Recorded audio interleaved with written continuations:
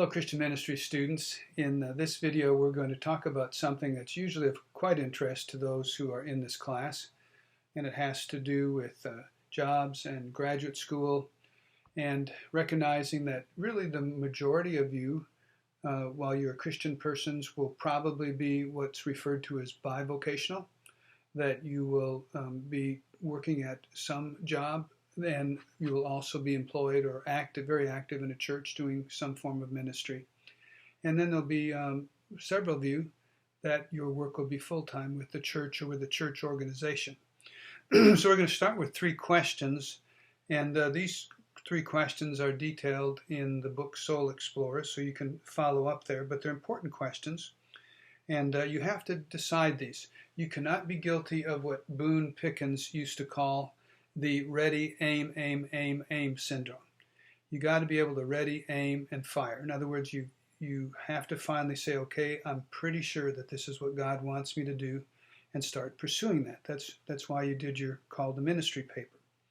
And the first question that you had been working on to some degree is, what is the work that I'm called to be doing? What's the work I'm to be doing? Leonard Sweet says the great problem in the church is not the sin of commission. It's not the sin of omission rather. It is the sin of no mission.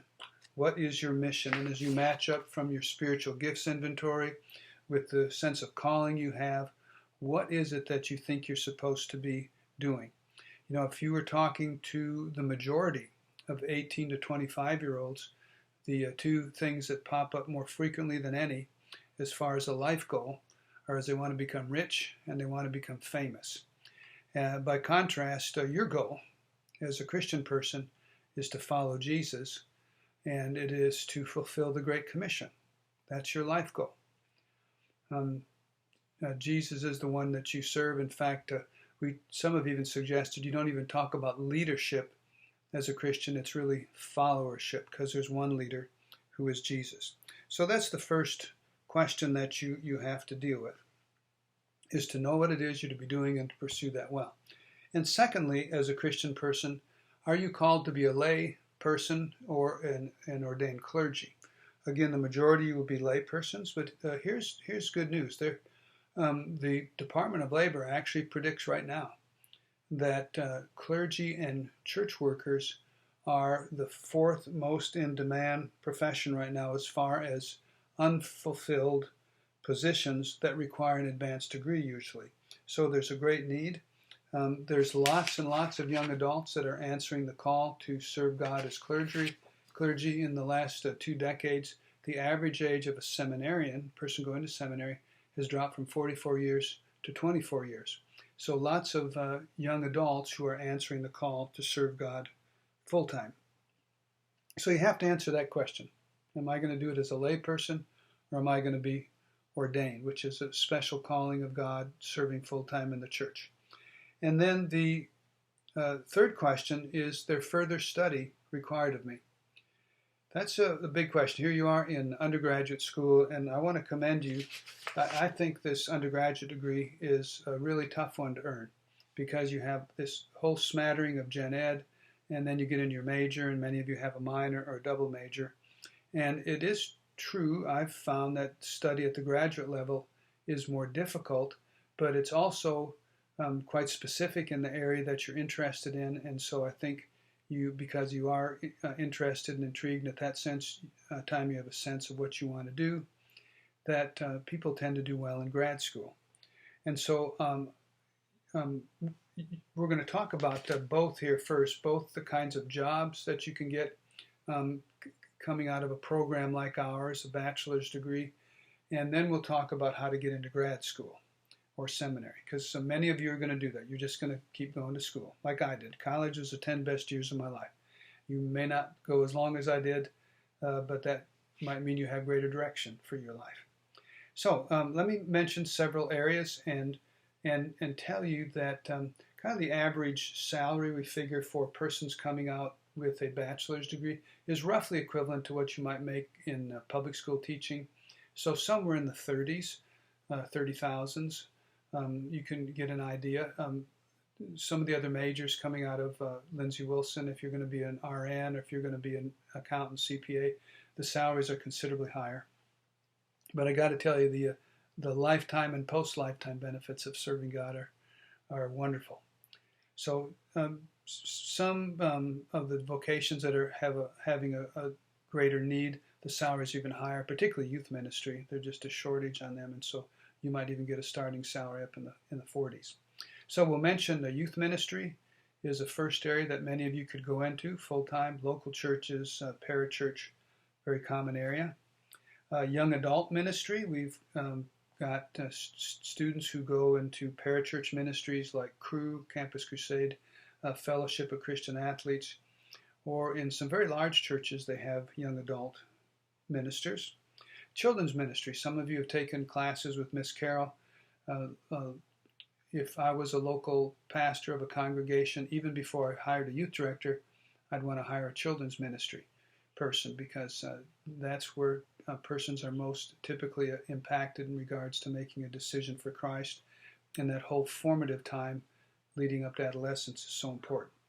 There are many full-time children's ministries jobs, and some are, of course, bivocational.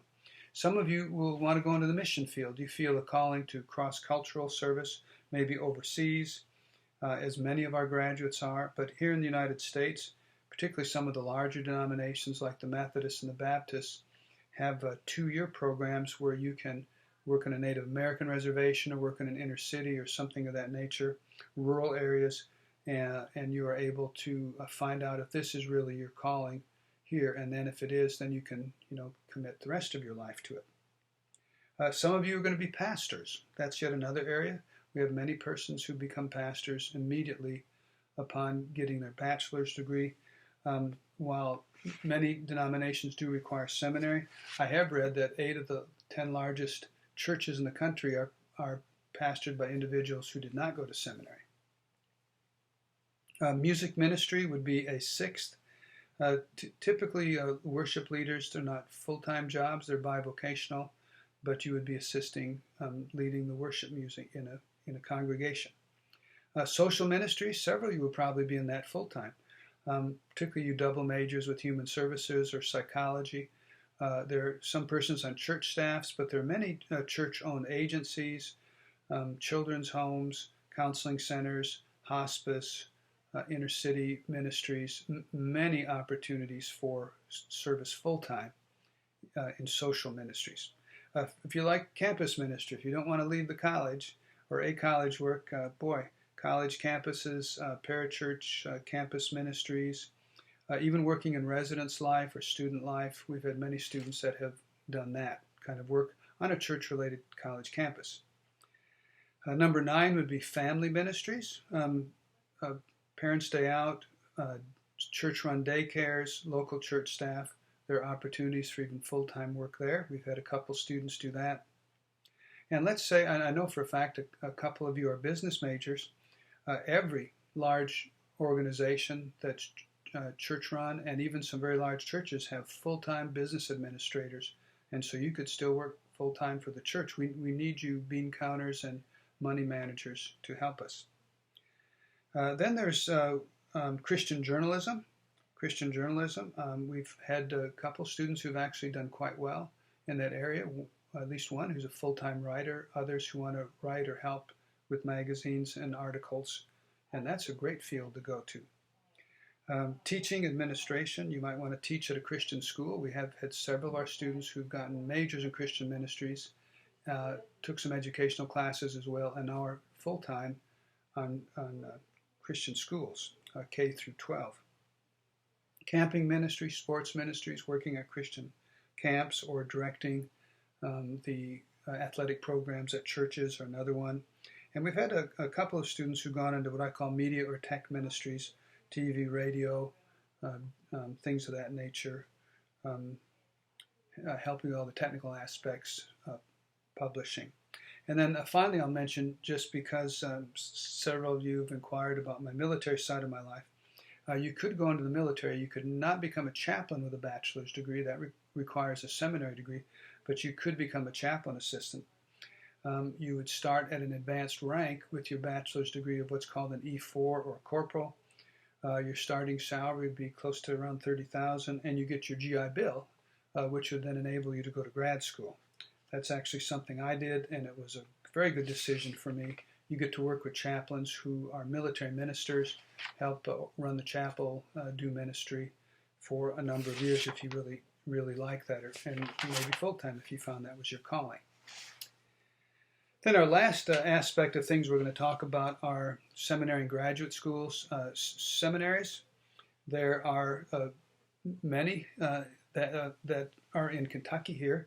Campbellsville University, just 20 minutes down the road, now has a seminary. Asbury Seminary is a very famous, world-famous seminary in Wilmore, south of Lexington. Southern Baptist Theological Seminary in Louisville is the second largest seminary in the world. So there's also one for the Disciples of Christ called Lexington Theological Seminary, and then there's Louisville Presbyterian Seminary, right there in our biggest city. So seminaries for people who want to be full-time Christian workers, often clergy, although each of the seminaries, the larger ones anyway, have programs in counseling for Christian counseling. So you earn a master's degree, which is somewhere between 30 to 90 hours. The 75 to 90 hours is the Master of Divinity, which is the standard degree for clergy. And then there are other degrees. You could get your doctorate from these schools as well. What you want to make sure is that these schools are accredited by something called ATS, the Association of Theological Schools. And if you're going to go to other graduate schools, just make sure they're called what's regionally accredited. Whatever your program, whether it's an MBA or an MA in some field, it's called the Southern Association, the same one Lindsey Wilson is accredited by. So many opportunities for grad school, and many of you will end up going. Well, how are you going to pay for this? There's not much aid for you when you go to graduate school. I'm going to bet a lot of you had assistants coming to Lindsey Wilson, and God bless all those persons. Anytime you had any institutional aid, it meant some individual was giving money to afford the chance for you to be able to go to college. Bless those persons. But at the graduate school, there's not so much there. If you are going to go on to a church-related school like a seminary, for example, if you're Baptist, probably the best place to go is Southern Baptist Seminary. They actually have a steep tuition discount for persons who are Baptists.